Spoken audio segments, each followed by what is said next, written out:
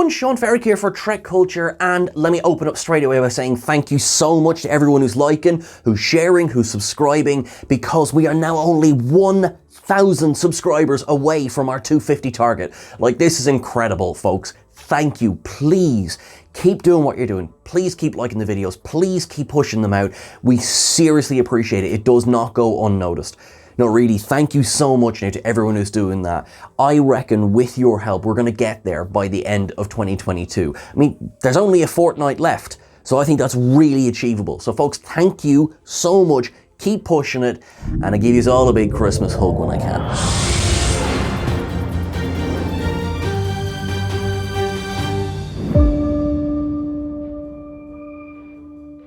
I think it's safe to say that season 1 of Prodigy has been one of the better debut seasons. Obviously, I think some of the best that we've got, Strange New Worlds knocked it out of the park, Lower Decks, fantastic.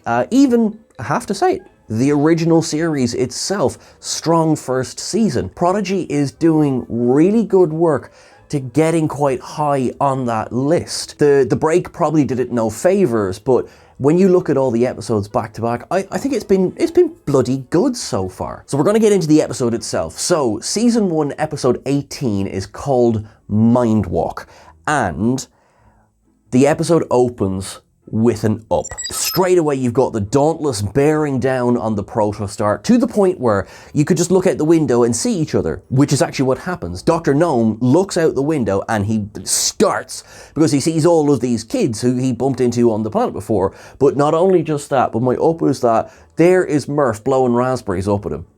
That set the tone straight away for what has become one of my favourite episodes of Prodigy overall. I guess that's a bit of a spoiler as we go into the ups and downs. Yeah, I liked it. That was such a good and funny way to start the episode. Honestly, like, the episode itself, the main body of the episode deals with the fact that Dal and Admiral Janeway body swap. Both Brett Gray and Kate Mulgrew are going to get a special shout out now, just in a couple of seconds. But I would be remiss if I didn't address. Remember at the end of last week, Janeway gets Kirk food and is knocked out. So start of this episode, the Diviner, Essentia, and, well, Dreadnought are, they're stashing her away in a wardrobe. There's a little bit of discussion of, what should we do? And Dreadnought just deadpan says, the best way to get rid of her would be to stick her out an airlock. Does Jimmy Simpson come in for like 5 minutes of record this absolute, evil thing to say and saunter off again? What does that do to a man's psyche? Jimmy, are you okay? But needless, I was kind of like, oh, okay, oh my goodness, I never want to be on the wrong side of Dreadnought, which of course I wouldn't want to be on the wrong side of Dreadnought anyway, but yeah, particularly now. Thankfully, they decide against sticking Janeway out an airlock, and instead they just take her comm badge, because there is a long-running gag in Star Trek, which is that when you scan for life forms, really the computer is scanning for your comm badge. Or maybe it isn't.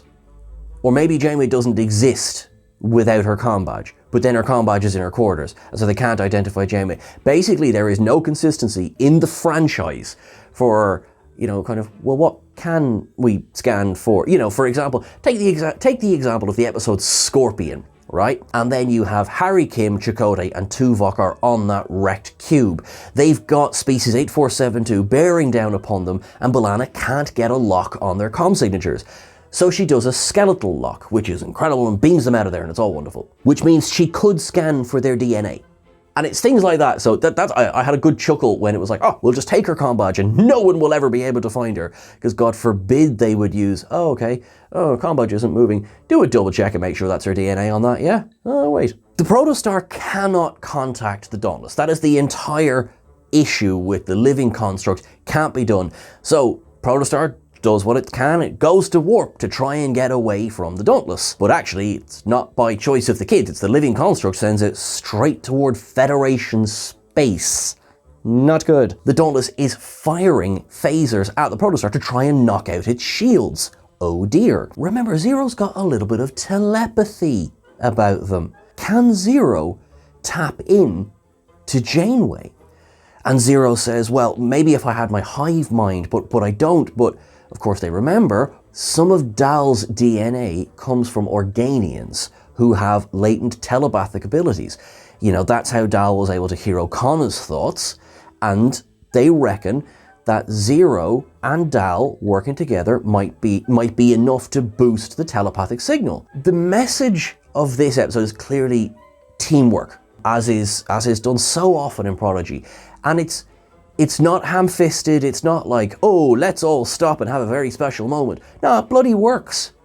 You know, you've got some telepathic DNA in the man, use it. We find out later it's because there's a conduit, a bridge between the two. But actually, the Dauntless firing phasers is just enough to create this, as I say, a conduit for this telepathic bridge between Dal and Janeway. Then, of course, the phaser stops. But actually what happened is that they left Dal on the Dauntless, and Janeway's come on aboard the Protostar. That leads to some bloody funny stuff. You know, you have the moment of Janeway waking up in Dal's body, and, you know, there's a shout out of, well, what's that thing? Poor Murph is just sitting there seeing if Dal was okay. Yeah. Back on the Dauntless, you have Dal waking up in Janeway's body, and hilarity ensues. Janeway has the experience in her career to, you know, if not this exact situation, certainly how to deal with, you know, kind of like, all right, some weird stuff is going on. Well, let's just take a second. Whereas Dal has no such experience and is making an absolute fool out of Janeway, running through the decks of the Dauntless, being quite openly odd and strange, you know, bumping into crew members. And in fact, I have to give an up to Admiral, and to which Dal replies, yes, I am, nice to see you. It was just delivered so well. Clearly hasn't a clue how to act in this situation. Now, the problem is that everybody can see that.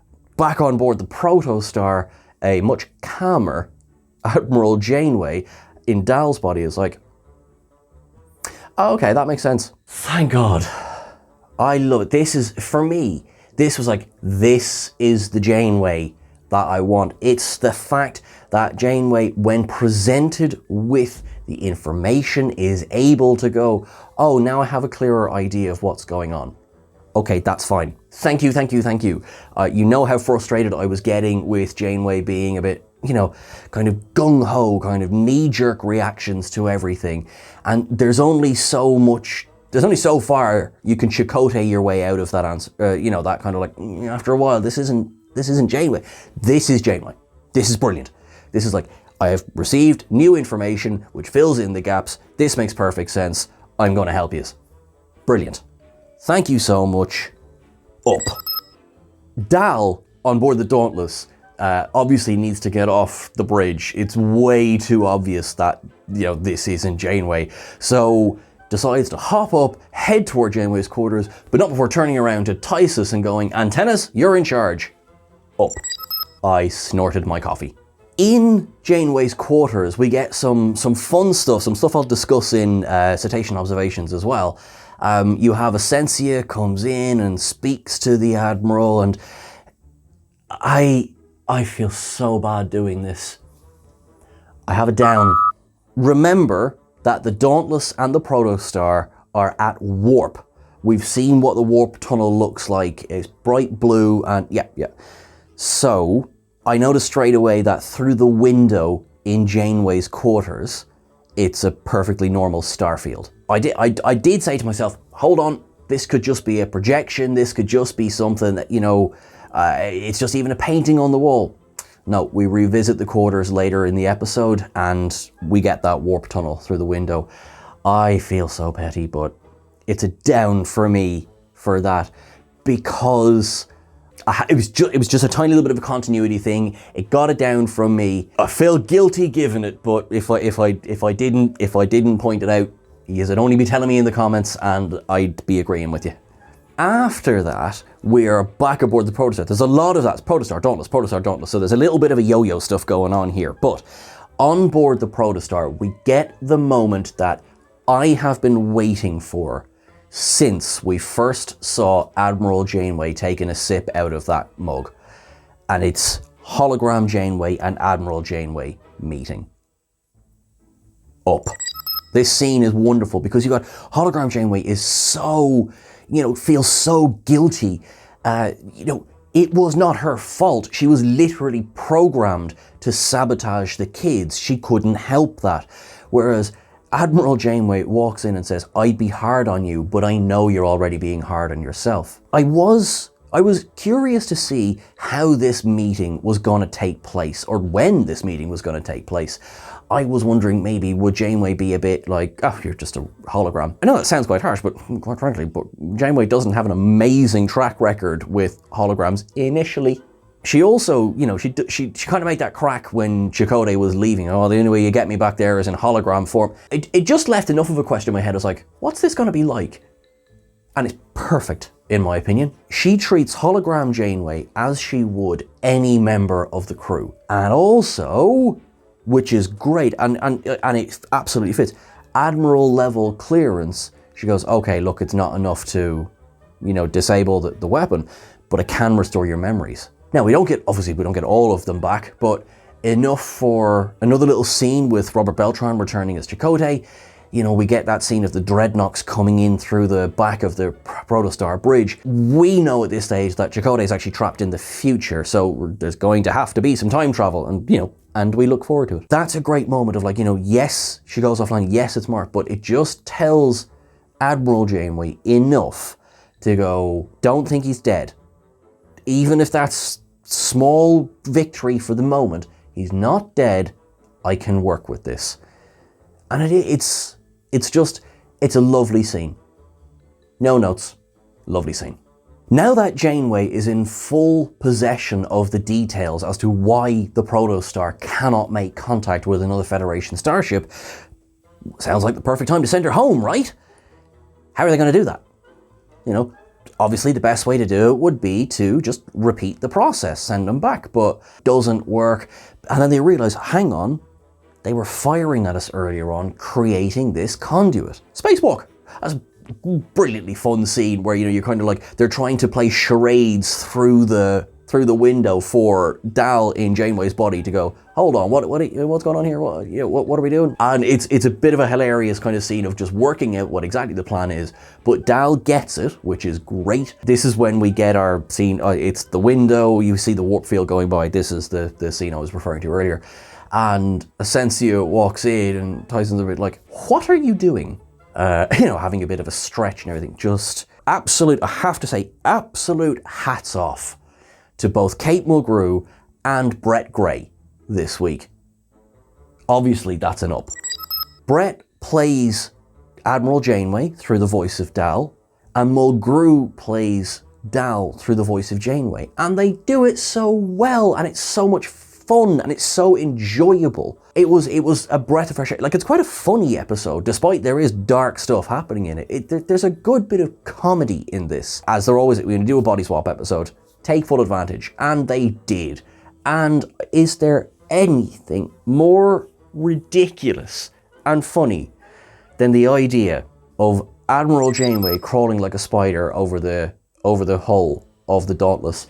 I'm sorry, the bit where she's, on the view screen, just kind of crawling up, like you would a fly on a CCTV thing. It's just a simple sight gag, and it's hilarious. She's off her rocker. That's not right. She does have enough time. She's obviously geared up in her spacewalk suit, and, she was at the wrong end of the ship. So, Dal has to, run along the hull of the Dauntless and then basically just goes, right, guess I gotta jump off the ship. People might be going, well, hang on. The second Dal lifts a magnetic boot from it, shouldn't the Dauntless rip him to shreds as it warps through him? Well, actually, there was a really cool thing earlier on where the Dauntless merged its warp bubble with the Protostar so that it couldn't get away, and also they were still at the exact same velocity. So no, it was kind of a nice little thing. I got that. But also, that means then that Dal and Janeway on the other side are inside that warp field. Now, as Dal Janeway jumps off from the Dauntless and Janeway Dal is, with a Murph tied around their waist, steps off away from the Protostar, and they're getting closer and closer. And it's like real creation of man thing going on here, and Tractor Beam grabs Dal Janeway and starts to bring them back into the Dauntless. And they're like, bugger. Poor Murph stretches further again, but no, it's no good. So Janeway, in the form of Dal, goes, sorry me, pulls out a phaser and fires, creating that conduit. Boom! Back in their own bodies. We got Dal back on the protostar. Way, everybody's happy. You got Janeway wakes up in the brig. Because of course they've put her in the brig, because she's just been acting like such a bloody weirdo on the ship. Before we move on to the cetacean observations, I want to give another little specific shout out actually to the diviner this week. Up from me is the scene in which the diviner shows kindness to Janeway, Dal, because he wants Gwyn to be safe. Now, he obviously doesn't realise he's talking to Dal here, but Dal's able to say, I understand because I'd do anything for her as well. The diviner, in the first block of episodes, I was a bit worried that the diviner was falling into slightly one-dimensional territory. This blows that wide open. One act of kindness. That's all it took. And the diviner becomes a much deeper character, because he still says, look, I'm still going to try and go ahead with my mission, but please try and save my daughter. I have to say that deserved its own special. That's why it's kind of on its own here, but that deserved a special mention. That was a brilliant bit of writing and acting, John Noble. Yep. God, I really enjoyed this episode. Now, would you like to come with me to Cetacean Observations?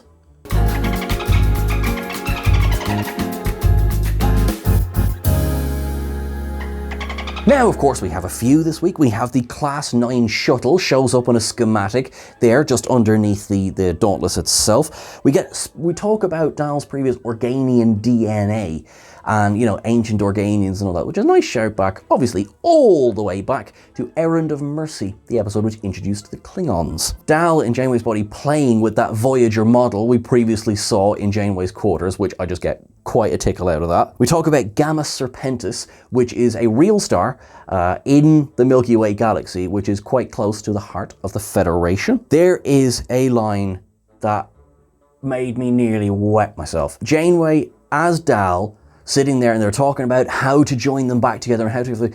And she goes, listen, I was once transformed into a salamander. Anything after that is easy. Up. This is the first time we've had Janeway discuss the events of Threshold. That was an up. Now, there is, of course, a reference as well to the augment ban of anyone in the Federation. This, of course, being a reference back to... Initially, it would have been a reference to Dr. Bashir, when the episode, which coincidentally featured Robert Picardo in a guest performance, which exposed him for being genetically engineered, and there was a tribunal held, he was allowed to keep his commission. Now, more recently, in Star Trek Strange New Worlds, Number 1, Una, was arrested at the end of the season for failing to reveal the fact that she too was an augment. And it looks like from the 23rd century right into the 24th, and toward the end of the 24th, that ban has not been overturned. So, honestly, that makes me a bit worried for what's going to happen to Una. Now, we've seen so many Alpha Quadrant races, but we actually get a Bolian officer this week, standing there looking a little bit like, what's going on the bridge? And yeah, that's everything. There wasn't anything really at the end of the episode to worth be like, let's put this one up on the big screen, shall we? At the end of the episode, the protostar arrives in Federation space, and there is a welcoming committee waiting for them. There is several Sovereign-class starships, there are several Akira-class starships, there are a couple of Defiant-class starships, and there are, in fact, Centaur-class starships. Now, the Centaur was only seen previously in one episode.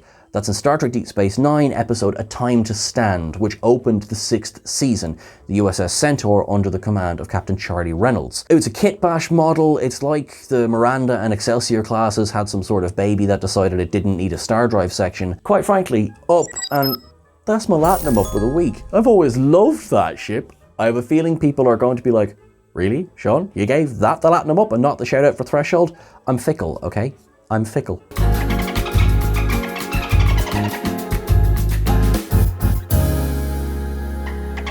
That's everything for our list this week. What did you think of this episode? Let us know below, and let us know over on social media as well. Remember, you can find Trek Culture on Twitter at Trek Culture and on Instagram at Trek Culture YT. You can find myself at Sean Ferrick on Twitter, and you can also find myself at Sean.Ferrick88 on Instagram. You can find Chris at EditChrisEdit on Twitter and Instagram. Everyone, thank you so much for watching along. You are awesome. You are wonderful. Please look after yourselves.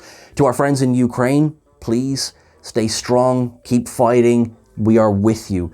Our friends in Iran bravely protesting. You are incredible. Just so inspiring. Everyone, please keep sharing their stories. And to those who are protesting in China as well, please be safe. We are thinking of you all. Everyone, have a wonderful weekend. Can you believe it's Christmas next week? I can't. Where did this year go? Live long and prosper. Have a good one. Make it so.